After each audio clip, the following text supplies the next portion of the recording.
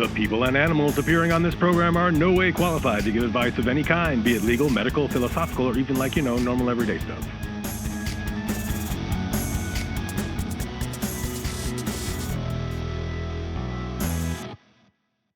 Oh, okay.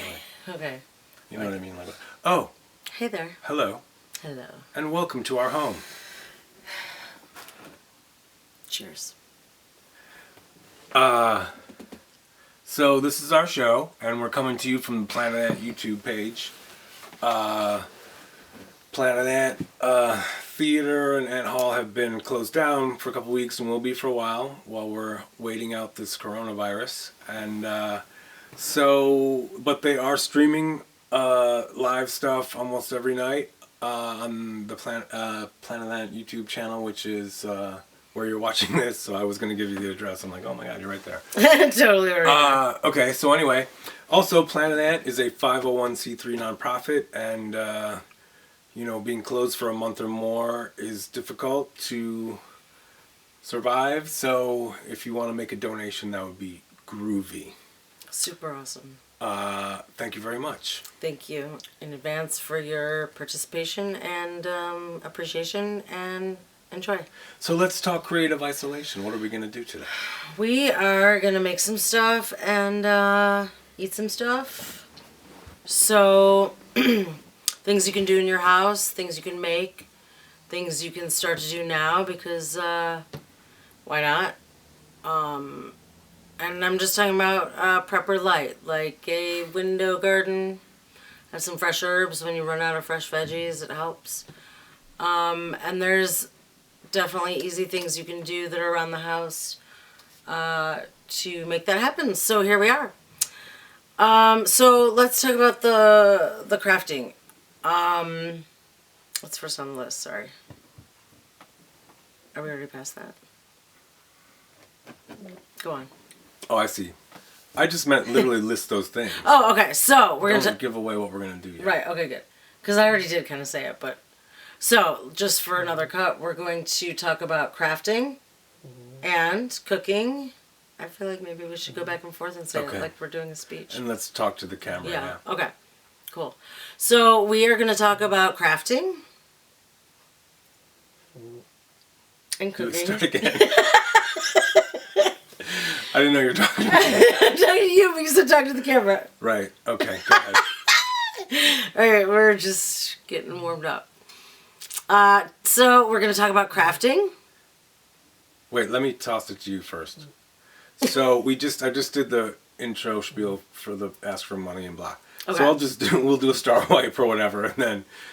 Okay, so here we are, creative isolation, pro tips from the apocalypse. So what are we going to talk about today? We are going to talk about crafting. Wait for it. Do the first bit about. We're going to talk about stuff you can do while you're stuck in your house. Oh right, okay. I thought it was. And then then say crafting, and then we'll go back. Okay. All right.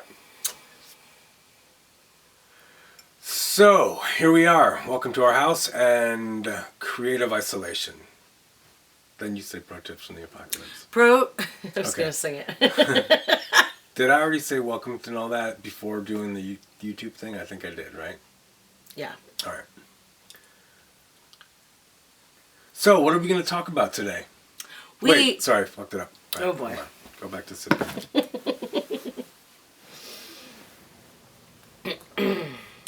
So what are we going to do today? We are going to talk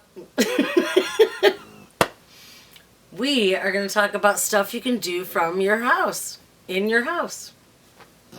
We are going to talk about stuff. You can't keep doing takes. We got to get it in chunks at least. We can't do a fucking starlight between every line. All right. You got me flipping. So, look we're at this here. little nugget. Oh, she's coming out for the reveal. All right. Beans has popped out. That means it's time to talk about creative isolation. What are we going to do today?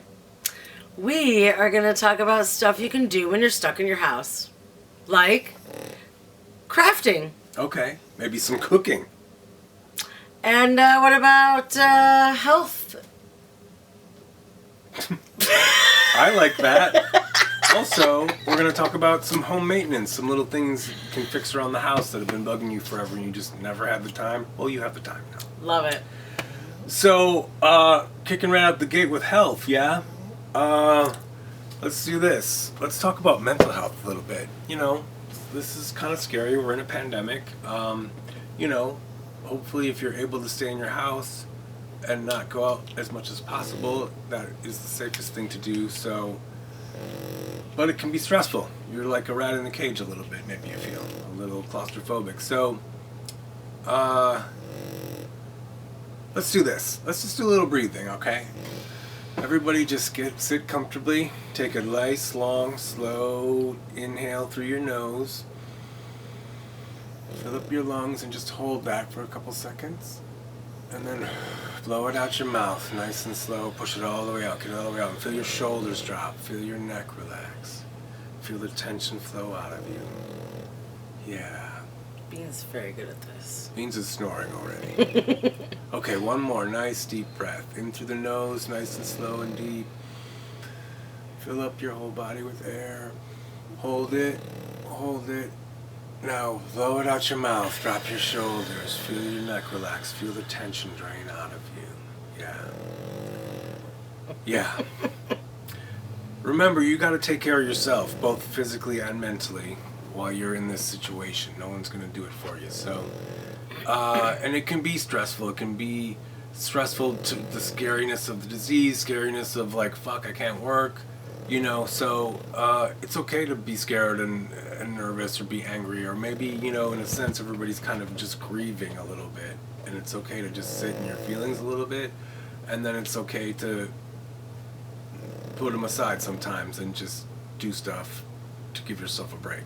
But you need a little bit of balance, you know what I mean? So, but certainly we want to give you some activities to do, but first of all, there's nothing wrong with just catching up on some rest. Get a lot of sleep. That's great. You know, I mean, it's not a problem. We all work too hard normally, anyways, and all that stuff. So, first of all, let go of the guilt and shame that you're not busy and doing things. Like, that's nonsense. So, right? Yeah. We want to get rid of that. If anything, I feel like this is the time where you're not supposed to be busy, where it's actually dangerous to even go out of the house. So, and, you know, then there's that self-induced pressure too, like I should be writing my novel or, you know, sewing a quilt or something. But, you know, if you want to do something creative or useful, great. If not, don't.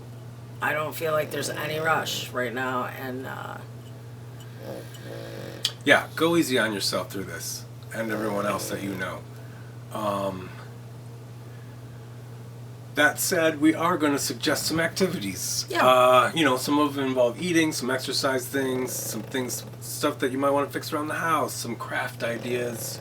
So why don't we get started? And these are things that you can try at home. And if you do, take some pictures or video and post them below in the comments. We would love to see how you do with some of these projects. And if not, feel free to just post snarky comments about our work. Or any ideas or tips or tricks of your own that bring to mind something similar. We want to do some kind of crafting project with something that people would have around their house that like everybody would. No matter, like everybody would have it? Yeah, like what's something that we are pretty sure people have and probably have a lot of that we could do a crafting project around. Well, like what right now are people like, you know, desperate for, but people also are hoarding, maybe? Hoarding? Is that the word you're going to say? I think that might have hoarding. been Like, what are people hoarding that we could make a craft thing for? Beans, what do you think? I don't know. They're probably nothing. Probably people are just being, you know, particularly careful. Unlike toilet paper. What? Where did these all come from? Today we're going to start with some crafts using toilet paper tubes. We have been hoarding tubes. Take the toilet paper roll tube and cut it in half. Cut halfway up 4 slits and fold the flaps back and forth until you can close them like a box. You have your seedling cup, and it is biodegradable, so you can plant it right into the earth or into a pot. So then you add some dirt and a couple seeds. Not all the seeds take, so I like to add a couple extra, and then when they sprout, you can spread them out into pots. If you have an old strawberry container or berry container, you can use that to hold your seedling cups for a makeshift greenhouse. Put them in the window, and when they sprout, and put them in bigger pots and grow your garden.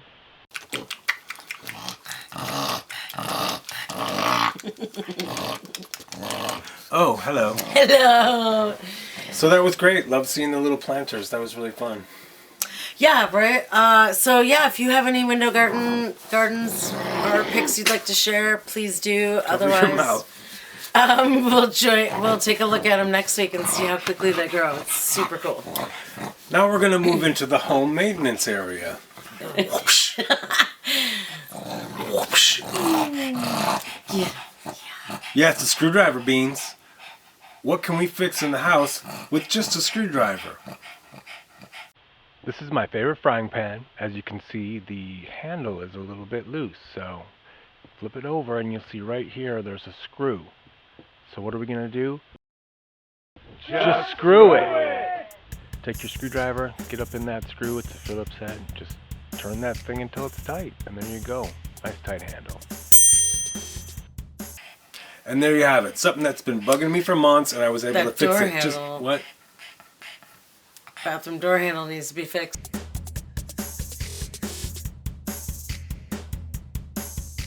This doorknob is a little bit loose, a little jiggly, so just screw it! You'll notice there's a screw on either side of the base, right underneath the knob. Just get out your Phillips, screw those guys until they're nice and tight. Now this plate that catches the little thing and that comes out of the thing to close the door is a little bit loose too, and you'll see I'm going to try to give that a few turns, but it just keeps turning. The screw can find no purchase. Just take a regular toothpick, a regular wooden toothpick, shove it in the hole, and then try to break it off close to where the surface would be. You can pull it back out and break it and push it in. So you get the toothpick in the hole, put the screw back in and screw it, and you'll feel it's nice and snug and tight, and your little plate is going to work great.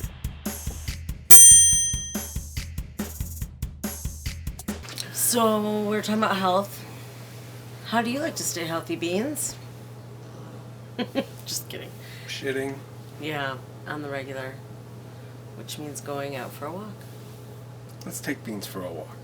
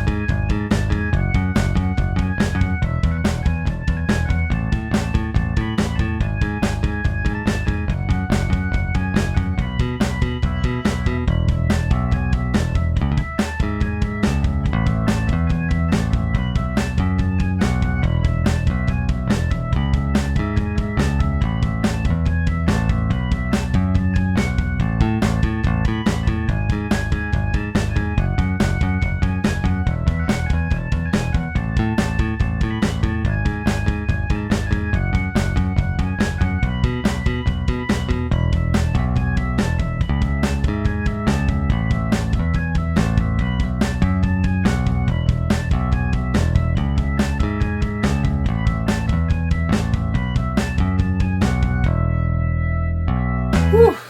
Good walk. Good walk. Yeah. Just touched my face, though I did scrub like a surgeon. That's what the song I sing when I wash my hands. Like a surgeon. That's all the words I know, so I'm only washing my hands for 2 seconds, which isn't right. Well, just repeat it like 5 times. Anyway. That walk made me hungry. Hungry? What are we having? Let's make something good that we can make. Well, Miss Rebecca, Yes. you know, we haven't been shopping for a while. True. Luckily, because we are in the prepper light category around here, we have a lot of canned goods and other foods like that buy normally. Yeah. Buy normally. By curiously. By rationally. So we want to Talking talk about about. rations. Hopefully, if you haven't done this at this point in your life, you will learn that part of adulting is you have to build your pantry. You have to have a supply of canned and other non-perishable goods, so that when you are busy or there's an epidemic, you have a backup of some food that you can eat.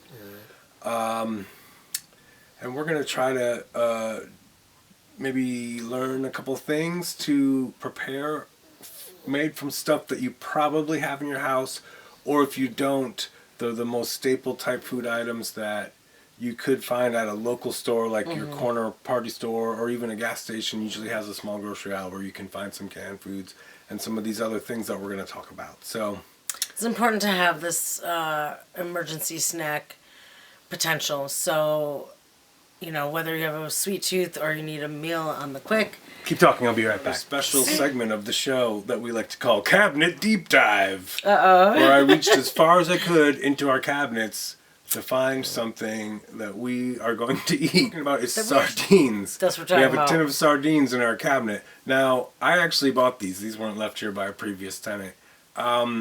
Because I was reading online about how sardines are actually one of the healthiest foods you can eat. They're little fishies, basically, in this tin. And they're very sustainable because they're little fishies, and the big fishies that eat them are the ones that we normally eat. And so they're very heavily fished out, which means sardine populations are thriving because the fish that feed on them in nature, we are overfishing. I mean, when I say we, I mean humans. We don't actually fish. Not yet. But the other thing is they're very healthy. They have a lot of protein.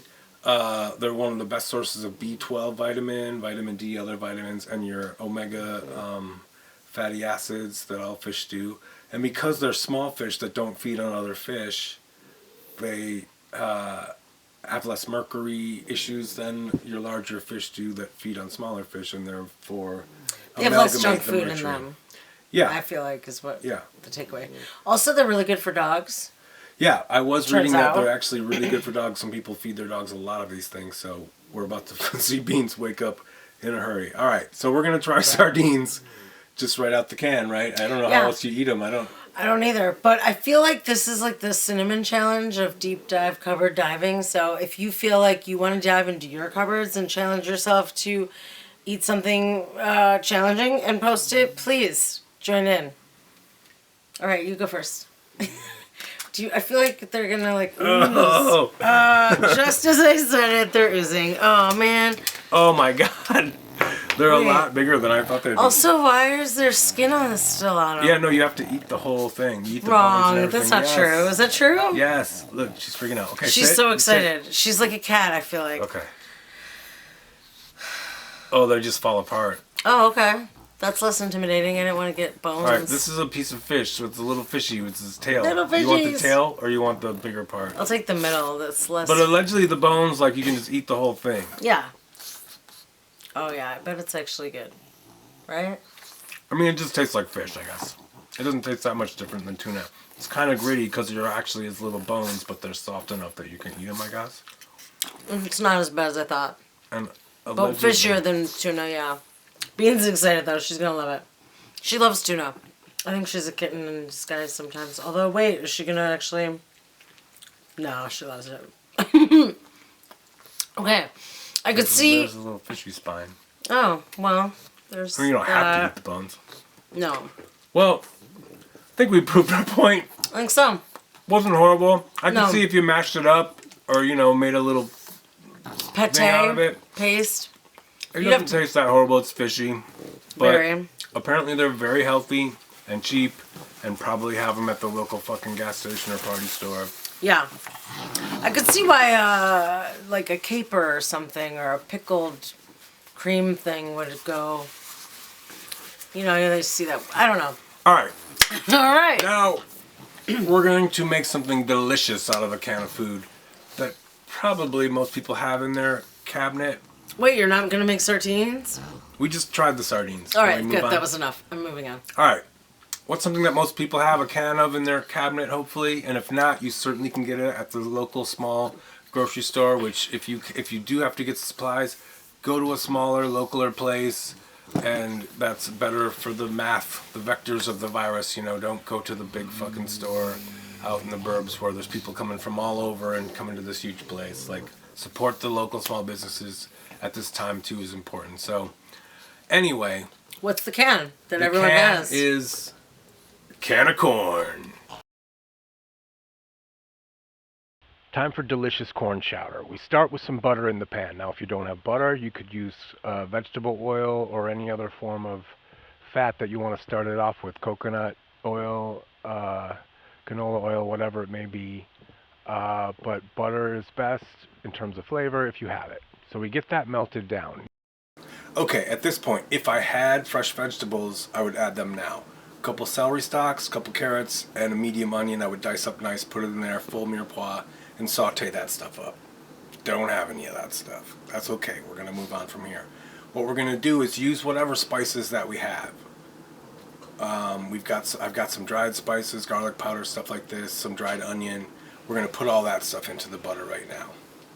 Now, if you don't even have any of that stuff, there's somewhere in your house that is a storehouse of flavor. And it's something that I like to call the packet drawer.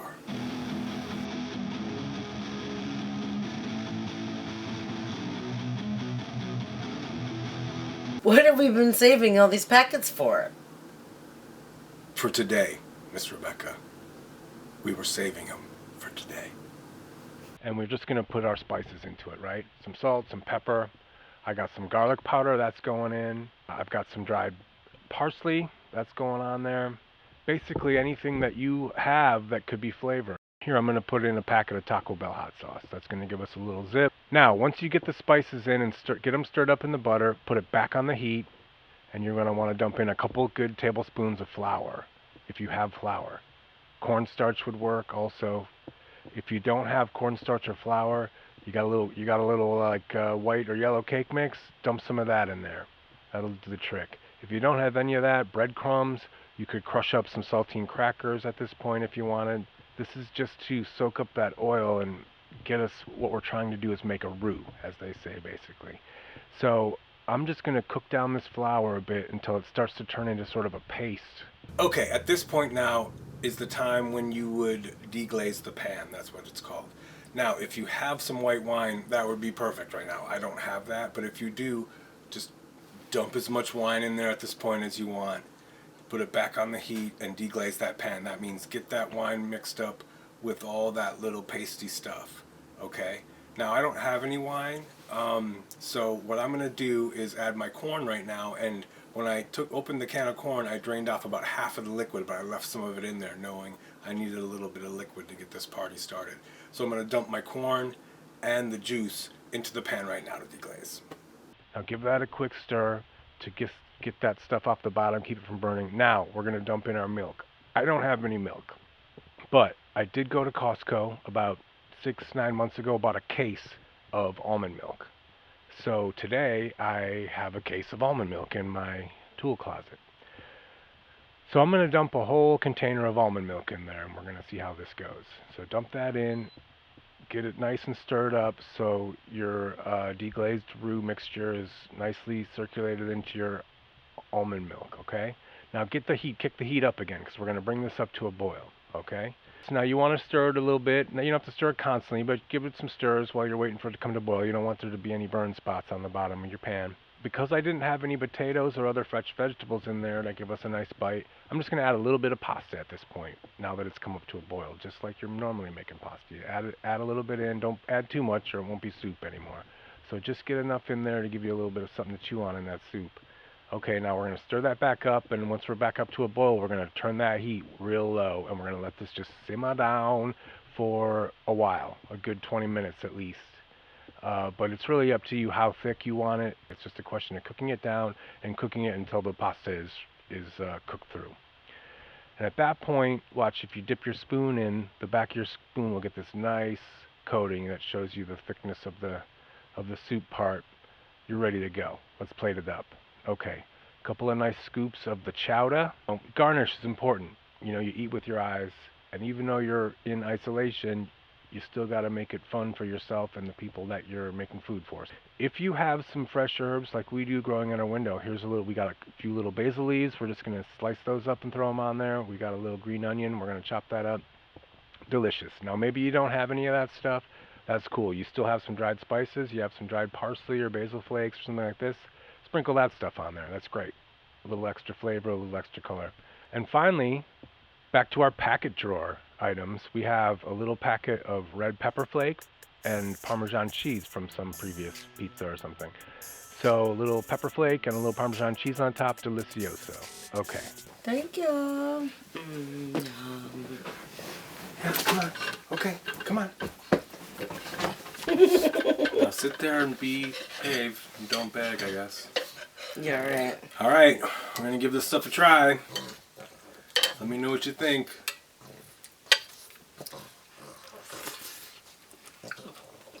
Very creamy. So good. Hard to believe it's vegetarian. Well, there is some butter in it, so it's I mean, not vegan or anything like that, but there isn't any meat or milk. Yeah, it's so rich though and like creamy. You would never know it's not like. but I mean, I did start with butter, but then after that, all I added was almond milk, and it doesn't taste like almondy or anything. Like at all. It's really good. Really, really good.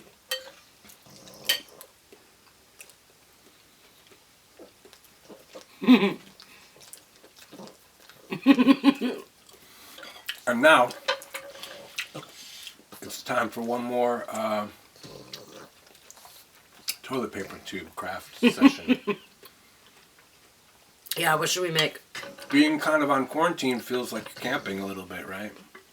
So I was thinking about if you like camping, or if you have a fire pit out back, or you like to set fires in other places. One of my favorite toilet paper tube crafts is the fire starter, and it goes a little something like this. Toilet paper tube, dryer lint, sawdust, wax, old candles or crayons. Okay, you're going to take your cardboard tube, and on one end you're going to fold the sides down a little bit just so that it will stay kind of closed, because we're going to put some stuff inside of here. Next we take our dryer lint and our sawdust, put them in a bucket and get them all nice and mixed in together. Then we're going to stuff that into the toilet paper tube. You don't want to cram it too tight, you need it because air is going to want to get through there when it's burning. But you want to get it nice and full. And then if you want to just close the other end up a bit to keep it from falling out. And the next step would melt your wax, your old candles, your crayons, whatever it is. Get those things in a pan. I bought this one at the thrift store for a couple bucks. The paper wrappers are way harder to get off than I thought. I guess you could just throw them in there. I mean, they're flammable too. Okay, so you get your wax melted down, and then you're going to want to pour it right into that tube. Pour it in. You want it to soak up into that lint and sawdust to get nice and waxy. Then you can pour some down the sides of the tube if you want. I've got a little extra wax, so I'm just going to roll the tube around in this wax, get it nice and coated, and then close the end up, the other end, so your junk doesn't fall out. And then just let that sit and dry for a good hour, whatever long it takes for the wax to get hard. This last step, we go right back to the toilet paper roll. This tissue paper on the outside, this will work great. If you don't have any, you can use newspaper or just an ad circular, whatever paper you want. And then you're just going to roll the tube right up in it like it's some kind of old-fashioned hard candy. Twist the ends up, and that's your wick, basically, when it's time to light it. Okay, enjoy. So, here we go, guys. Fire starters, right? Ready to go camping, Bean?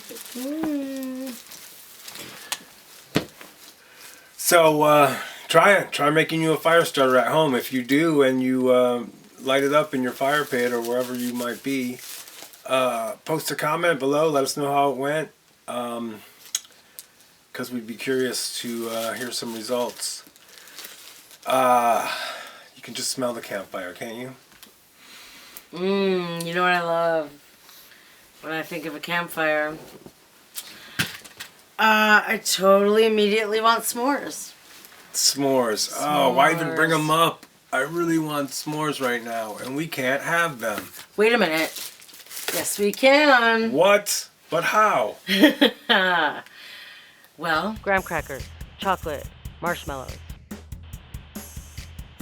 Put the graham crackers on some tin foil. Chocolate, marshmallows, as many as you like. Put in the toaster oven for 3 to 5 minutes.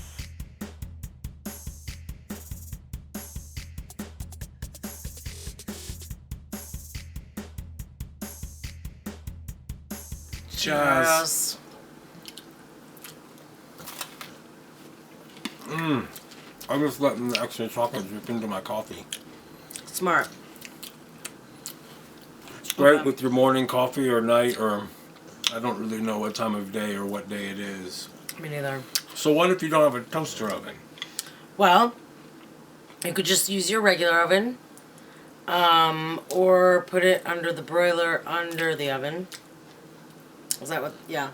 But that you gotta watch real close because it gets hot super quick. I have been known in the past desperately to toast a marshmallow over a candle, but you know, do what you gotta do.